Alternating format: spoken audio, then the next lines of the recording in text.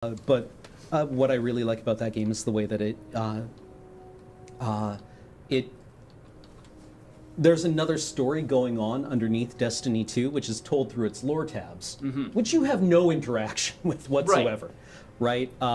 There's a really interesting story being told behind Destiny 2 that you kind of get to look at every once in a while you're clicking on monsters. And that's kind of interesting, I suppose. So that's my list right now. Okay. I think. Cool. Destiny 2 was a weird one for me because I played it quite a lot when it first came out. I played with you some. Yeah. And I like it. I like that game. It's a good game. It is a good game. It was different from Destiny 1, but it was different in there were, a lot of quality of life improvements, and it made some choices that I didn't like, and it made some choices that I did like. But I played through it. I played through much of the content that came out during year one. But I think I fell off it. I have I keep pretty busy, and I have a pretty big game backlog, and I fell off it just because it was I don't really have the time to commit, and I had split my time between the PS4 and PC versions of it. So it was all right, I'm giving up on the PC version. I'm not buying the X-Pack for it. And then I played through the X-Pack on the PS4, and then, all right, cool, well, I'm done with that, I'll go play something else. And I just never went back to it. So I missed Warmind. Right. But then I did pick up the new Season 2 renovation of it, and was all right, cool, I got Season 2, and I got it for PS4 because I was further along on the PS4, and I jumped back into it all right, let's spin this up and see what they've done that's new, and I booted the game up, and I got to the launcher, or to the landing screen where you're just in the Cosmos map. Oh, right. And there were icons everywhere. And I was like, oh no, what have I done? Right. And I went to the last city, and I checked in with the quest givers, and there were so many things, there were engrams and so many things, and I spent 15 or 20 minutes clearing out the backlog of junk that had accrued. Yeah. And at that point it was 15 minutes until bedtime, and I was just I can't really do a quest right now. I'll put this stuff in the bank and call it a night. Right. And then I went back to it another day, and I did the first quest of Warmind, and I was I'm ready for a quick 10 minutes, let's go fight some monsters. Right. And 45 minutes later, I finally finished and was maybe I'm just done with Destiny. Yeah, no, that's entirely fair. I think Forsaken, I've been told Forsaken is the best that game series has ever been. But there's a lot if you haven't been there for a little while, right? Yeah. There's just a mountain of stuff that it throws at you right away. Yeah, I just felt I hit a wall. I booted it up and hit a wall of just stuff, intimidating level of stuff to do. Well, and it's not I don't know that game well, but there's nothing to ease you back into it if you're a lapsed player. And that's one of the things, working in mobile, it's one of the things that we think about heavily is players, you want to get players in their first 30 days, and you're trying to retain them for 30 days so that they stick around, because if you do, they will stick around much, they have a much higher probability of sticking around longer. That's why I'm still reading questionable content now. Right. Right. And you think about the hooks that'll keep people around, and then if you're trying to build your user base, periodically you want to re-engage the users, but it's not always enough to just be hey, come back, we got this new thing. Right. You need to show them how to do the new thing. Well, I finished the main storyline in Forsaken, and I got 3 quests from Banshee 44, who's the tower weaponsmith. And I'm I have no idea what any of these do. Yeah. Right? One of them is for the legendary hand cannon, right? Cade's hand cannon, the story hand cannon. And the other 2 are for PvP weapons. And I had to figure that out. Yeah. Because, it's what does this new currency do? I've never seen this before. Oh, hey, there are these different engrams around. I don't know what those are. Yeah. What are those for? And it couldn't help you if you accidentally use one in the wrong way, and now you're a good 3 hours behind in your progression. Yeah. There's the whole all these different icons in different places. Well, I remember that the icons in places meant that there were things I needed to pick up. Oh wait, no, that's a quest icon. Oh, these are different quests than the quests I'm used to. What are these quests? How do I tell these quests from these other quests that have a different icon? What do they mean? Why can't I go to this one? Can I go to this one? Oh, all the story quests that I want to do are locked off by level because I'm actually 4 levels below the level cap required to actually play the content that I just paid money to play. Well, like, and the overload is something that actually surprised me a bit because, like, I played World of Warcraft for a long time, so I'm very used to the idea of, like, well, I finished off Duskwood, and now I'm going to go to the next zone, follow the breadcrumb, get off the Griffin or the Manticore, and there's like 45 people with exclamation points above their heads, and that's normal, right? You just talk to them, get your quests, and then go off and do the quests, and you come back, and it doesn't feel overwhelming at all. But for some reason, in some other games, like it would be like if they had various different colored punctuation instead of question marks. Yeah, I don't know if what it was is. like 5 different colors of exclamation mark, and then they added a 6th after you had been away for a year. Right. And you're just like, what? What does that do? Why is that a different color? But like even WoW, this is one of the things that's going to come back from Vanilla WoW, like Vanilla or WoW Classic releases, depending on how much of the quality of life stuff they bring across. Right. That's going to be the interesting thing. How classic is WoW Classic actually going to be? The rumor I had heard was that it was going to be the version of WoW just before Burning Crusade launched. With none of the like no lessons Burning Crusade, learned. but, okay. Well, it's going to be 1.13 or whatever that was. Yeah. So I can play my old Elementalist mage that had like 30 points in was it 30 points in frost, 21 in fire. So you could like freeze things and then hit them with a pyroclasm. Right. And then just get enormous crits. It wasn't good, but it was sweet. Yeah. I mean, like that's interesting because it's like I had sort of been. It's one of those things where I like, Graham, you all made a crap shot about Vanilla WoW, which James wrote in my defense, and it was really funny. I laughed. I don't know how you make that decision. I mean, there's obviously a market demand for it, and I guess the obvious decision is to go with what the core fan base wants, is to just release the last version before Burning Crusade came out with no quality of life improvement or anything. But they've learned so many lessons since then. They've done so many things. There's so many quality of life improvements they've added to the game.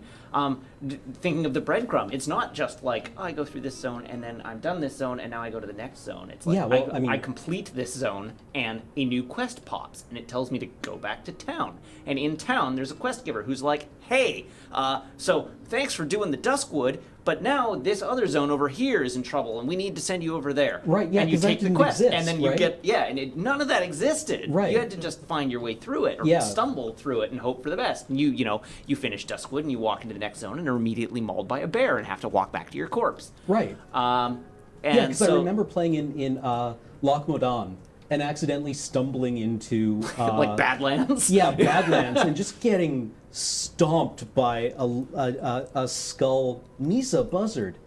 Right? It was just like, what happened? Everything turned like the ground lit like you stepped. It was like walking off the carpet.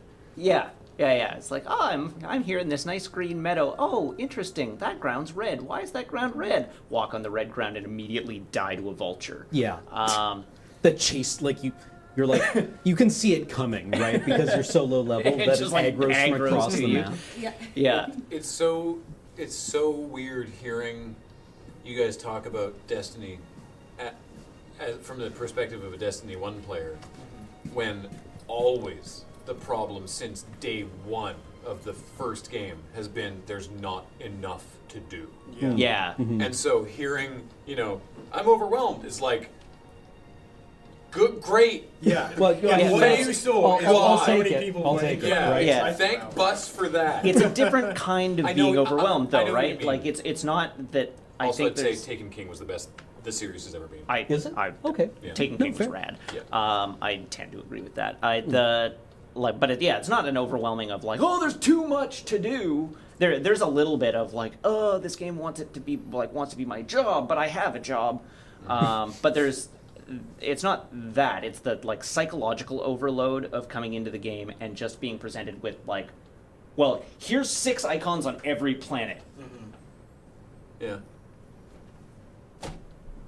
The end. That's welcome to the new expansion pack that we've just released. Here's 6 icons on every planet. Figure it out. And once you get used to that, it's the best feeling in the world. Yeah. Like you see that every week. Yeah. It's just like, yes, I have so much to do now. Each of those icons has a suggested power level. Yes. When you hover over it. But you have to go hunting for that information. Like it's show me the ones that I can do. Yeah, that's even fair. that would filter it and ease me, like ramp me into it. Generally speaking, campaign first. Yes, and like I figured it out. I spent enough time that I was like, oh, okay, I'm familiar with the UI and whatever, and I was able to puzzle through it. But even just that filter of like, don't show me stuff I can't do yet. Right. Yeah. Speaking of like TTK versus Forsaken, I went back and watched all the cinematic trailers for like The Taken King. Yeah. And like that looked amazing from like launch, right? Yeah. It's like a hive god is attacking our solar system, and this is like, well, I don't think we're gonna make it, right? Like this is a big deal. This is the end coming. And Forsaken is like, somebody's poisoning the watering hole, right? And that's kind of its hook. Like there's a jailbreak and you have to go and deal with it. And it didn't feel as epic, but Forsaken's story goes like wild. Yeah. Right? Yeah, like it's super cool. Story-wise, it's sort of like I guess story-wise is maybe a little more subjective, but I guess like mechanics-wise, Taken King was that was like the last. The Taken King was when they finally figured out Destiny 1. Right? Okay, it's right. like we've here's all the quality of life improvements. We've solved the problems. Everything works now.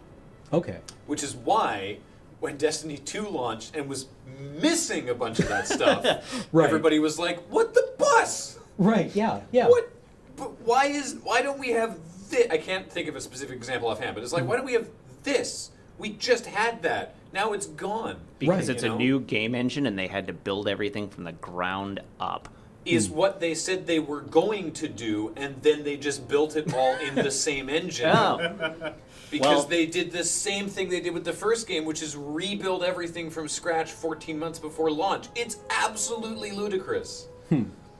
Bungo, please. Please just make the game. The thing worth saying here is like as many comments as we have about things that we want Destiny 2 to do better, it's still a pretty damn good video game. I think at least people here That's the love thing. playing it. Whatever department at Bungie is responsible for and I've said this from the very beginning of Destiny 1, whatever department is responsible for the core gameplay mechanics, the running, jumping, shooting, The kudos gameplay to them, department. because it feels so good to play. Yeah. Yes. And if it didn't, it would have cratered so much harder because all the extraneous stuff is maddening. But the fact that it still feels fun to get the guns and shoot the aliens and make the heads go pop Yeah. means that you keep playing it. Yeah. Right. So thank goodness they have those people. Like, Yeah. I'm doing the PvP weapon quests, right? Like I'm on my last step of Red Rex's broadsword, and I'm like 3 or 4 steps into Luna's Howl. And I'm doing that because like I actually started PvPing and it was good. Right? Yeah, like it's not an unfun game No. by any stretch. And so it's Except like Warlock jump lol. You know what? I think I'm just gonna float lazily through the air in this combat. Oh, somebody shot me in my face. who could have predicted that? Yeah. Geeky Quilter, I did not because they left. They ran out of pins and left. We got back there and they were gone. So I gave mine to Beach. So thank you for that. Oh yeah, gorgeous skyboxes. Especially when you clip through a wall and get to see the whole skybox. So personal habit in video games is trying to get outside, Yes. right? Like to go out of bounds. Find the sub-ocean. Destiny, just the way they build their maps is particularly abusive for that. Just that you can get outside really easily and interestingly. Right. And they've patched lots of bugs and ways to let you get out of bounds. Destiny 2, Foxmar was like, we were on Nessus. I think it was Nessus or Io? No, it was Nessus. and he would, no, wait, Io. It was Io. He's like, hey, follow me for a sec. And I just follow him. And he's like, okay, jump up here. Yeah. Okay, now jump up there. Yeah. Now, walk outside the map. There's just open holes on Io where you can just wander and be like, oh, here's the back of the geometry. Yeah, like, whoops, and you just fall off. I remember him showing me one of those in Nessus where you jump off onto like this ledge, and there's just no wall. Yeah. Right? So you're just like, oh, okay. I have become a lot more forgiving of those particular things, having now worked on this button. Yeah, I bet. It took a full day of me going back and forth between my office and the printer, trying to get holes printed, because the holes would show up in the model on the computer, visually, but not physically. Well, hey, Chiller of Hell, welcome. Thanks for watching Friday Nights. Hopefully you enjoyed Desert Bus. Like Nessus in particular felt like, I don't do hypotheticals, but I imagine in my head that Nessus was the product of, a meeting where people were like, how are the Nessus maps coming? And they're like, they're awesome, right? Like they're hyper detailed. It's a really cool environment. It's enormous. And they're like, awesome. We need them Monday. I've been in that meeting. Yeah. They have to be ready Monday. Yeah, it's like, wait, what? It's like, yeah, your deadline 6 months ago was set for Monday. Yeah. That was 6 months. And like, I understand from both business reasons, like you say, and for, engine reasons, like you say. I totally understand why. But, it is sort of like, this isn't even like a thing that I've done. This isn't like a glitch. I haven't rammed my Sparrow into the thing or what. I'm just walking. There's just a hole, and I'm walking through it, and now I'm jumping around the outside of the map. Yeah. It's like, yeah, well, and they haven't fixed that either. No. By the way, those are there since the beginning. Mm-hmm. Well, like there were a couple of items that you could only get in a strike that was taken out of the game because it had a bad boss fight at the end, and everyone hated it. But you could still get into the strike. You just need to jump around the outside and then over the gate, and then you were in it. Yep. There were no monsters inside, but all the stuff was still there. All the stuff was still there. Just go around it would be collect like the chests. if you could, like in WoW, if you could just get into like Strathhome. Yeah. Just by like walking in. Right? Somewhere on my PS4, I have video recordings of myself and Foxmar and Ben Swallow in the Summoning Pits strike from Destiny 1. Right. Where I did the Sparrow trick, which before they fixed it in Destiny 1, where it's you stand beside a wall and you summon your Sparrow while holding accelerator and you just go boop through it. Where we're doing the strike and they go the whole way down the strike and I follow them outside. Because if you're outside the geometry but you still get to where the load trigger is, it'll still load the next zone. Right. And you will load outside the map still. Wow. So we went the whole way down to the summoning pits. They did the fight, and I'm just like, well, I can't shoot anything because there's a wall in the way. But it's the whole way down. It was really goofy. Yeah. So I jumped into Destiny with the Taken King, so I missed year one. Right. Can you explain what the loot cave was to me? Oh, the loot cave. So in the Cosmodrome, so like the first patrol zone in the game, there was this cave where a bunch of hive enemies would spawn in and come out. And the way that spawns worked is that like certain enemies would be in groups, and so you'd have like this group of 4 they'll roughly be in these 4 positions, and when you kill all 4 of them, if you are a certain distance away from that area, then they'll spawn again in this cave and come out and then come back and take up their positions. Okay. And so there was an area where you could stand that was far enough away, and they came out of that cave over there, and so you just shot 1, 2, 3, 4, and then they immediately respawned and came right out again. And so people would just stand there, just firing at this cave over and over and over and over and over Bring again. back the loot cave. And then when they would, that's not actually it, but it would look like that when, every there was a sort of an unspoken thing. That was replacement loot cave. Every 15 minutes or so, everyone would just be like, all right, we're going in now, and they'd all just run over, pick up all the engrams and ammo and everything, and then run back again. And And then they put in So the. could Then you they, see them, or were you literally just firing into darkness? No, they just kept walking out of the cave Okay. into your fire. yeah. And then they put in the uh, world event to try and shake things up. Then they did the enemies moving against one another. Yeah, so that you couldn't do it yeah, continuously. It at least, and then like they did patch it as well. But. And then eventually they patched it out and they left. They put a thing in. They put a like pile of remains in the cave, and if you go up and interact with the pile of remains, then it would play this sound clip of 10,000 souls. 10,000 souls are not enough for Master Rahul. Who's the cryptarch who would decode your engrams. So, there's the loot cave. You just sit there and... That was, nice. Sorry, I contest your Taken King moment. That is the best Destiny ever was. Yeah. I could sit there and click on heads and get loot, and it was loot pinata every evening for 2 hours, and then I went to bed. It was brilliant. With your friends, too, which Yeah, was great. yeah. I mean, and just sitting there socially, like shooting gallery. Yeah, okay. They actually gave them the Dr. Yui line Which? from Dune. 1,000,000 deaths are not enough for Yui. Yes, that's what it was. Well, it's not enough for Master Rahul, yeah. Huh. The GIF was the room I was talking about. Something left of the opening, the ceiling high enough. Oh, yeah, that was the other one. Is like right at literally where you first spawn in the Cosmodrome social space. If you go downstairs in this room, there's like skull level enemies. There's these 3 skull level hives that just destroy you. So you're just like, okay, I'm not going to go down there. But when you're high enough level to actually fight them, you could kill them and then back out of the room and boost jump up against the ceiling, and then you stay the ceiling, like when you pressed against with your jetpack, boost jump against the ceiling was far enough away to respawn them, so you'd be like boom boom boom boom boom boom and just do it over and over and over and over again. Nice. Funny, Corey didn't bring Destiny to talking when you guys were doing clicker games. Yeah. Burn.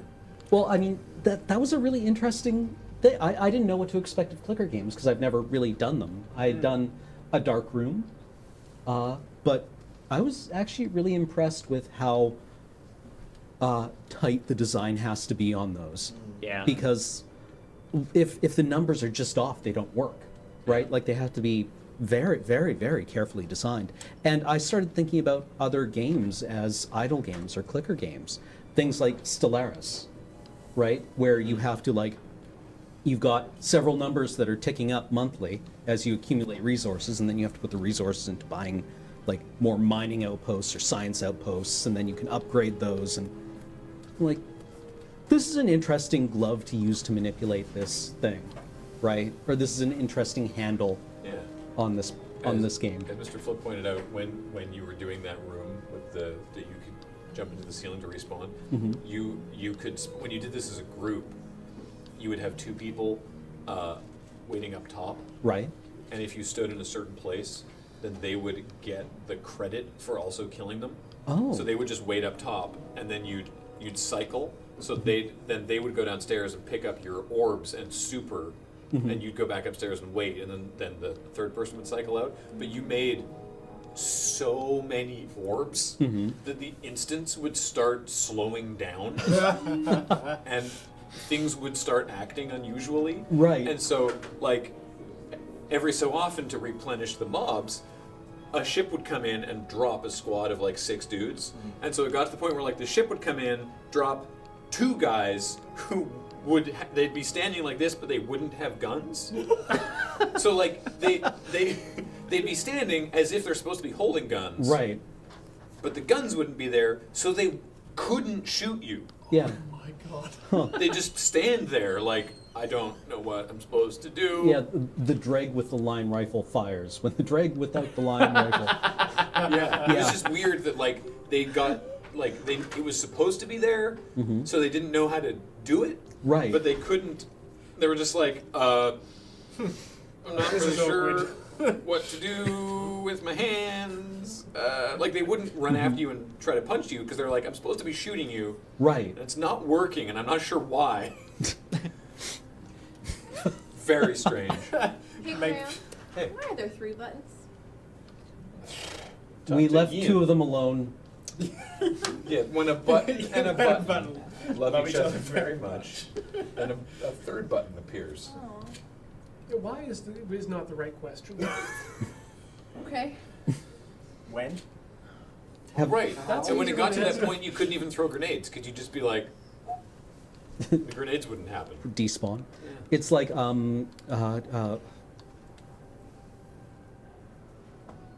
brain. No, we've forgotten it. It's gone. Okay, that's fine.